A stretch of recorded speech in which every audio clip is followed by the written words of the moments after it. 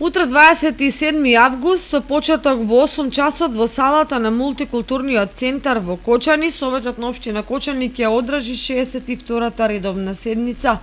На предлог дневниот ред се наоѓаат 8 точки, меѓу кои извештајот за работењето на општинските основни училишта за учебната 2020-2021,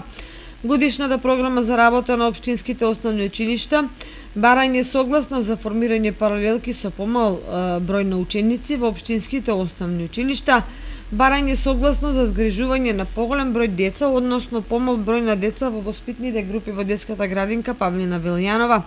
информација за состојбите и условите во кои се одвиваше работата на ОВР Кочани за второто полугодие од 2021 година, годишен план за вработување во комуналното јавно претпријатие Водовод за 2022, годишен план за вработување во јавната општинска установа Библиотека Искра во Кочани